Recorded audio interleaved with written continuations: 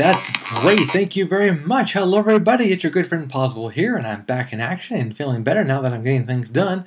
And I'm going to wrap things up with an anime review. Not really an anime review. That's actually wrong. This is a Japanese movie. It's still live action, but it's Nu-Meri, the book of the new Spawn. Oh, did I ever have high hopes for this movie? And you know, we always try to define a movie in one word. For Nu-Meri, that word is inconsistent.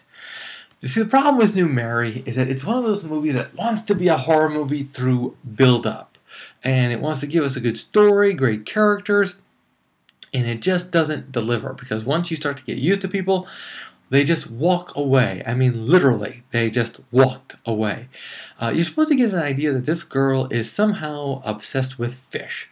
Her father was part of the fishing group, so now she wants to become some fish biologist expert.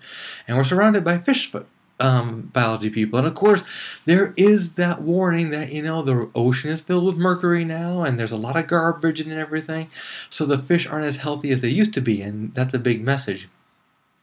What's really interesting is that it ends on a very funny note, Nu-Meri, and if you ever see it, which I have to admit I don't really recommend, you'll find it interesting what she was doing in the beginning. You know, she's always pulling the ropes and sounding the bells and bowing, and you know, bowing in front of a certain symbol. They tell you what that symbol is at the end. I'm sure in Japanese, you know, in Japan it was very easy. You saw what she was bowing to right away. But since it's in Japanese, I was not able to read it at first.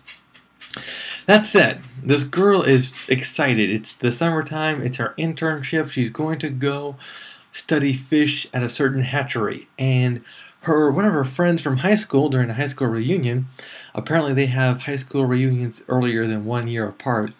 At the reunion, this one girl who's not a fish expert but a diver wants to come in and join her and see if she can help out. So she's able to get the permission and she joins them, and they're going to work. And the next part is them meeting and working hard at the hatchery. Sound boring? It is boring. I mean, we literally have to watch them taking temperatures. Everything you see has nothing to do with the overall plot. This is more, it's all about like character development and personality development as opposed to plot development. It all comes to a head though when her friend winds up dead in the water. You would hope that this would bring us to a big mystery, and maybe even to the slaughter time, and maybe to the horror moments. It doesn't.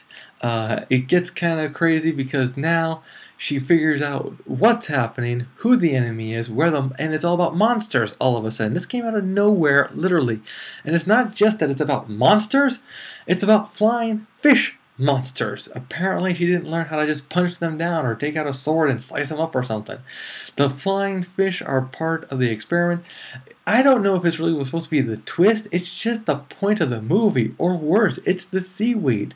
The incredibly strong, incredibly hostile seaweed that wraps around and tries to take you down. It's crazy in Nu-Meri. And it was, like I said, inconsistent. You at first experienced, you know, just the regular people doing their regular lives, nothing special. And then, poof, here's the horror. And when the horror finally shows up, it's not very scary. It's actually rather goofy. So that's why I do give this movie a pass.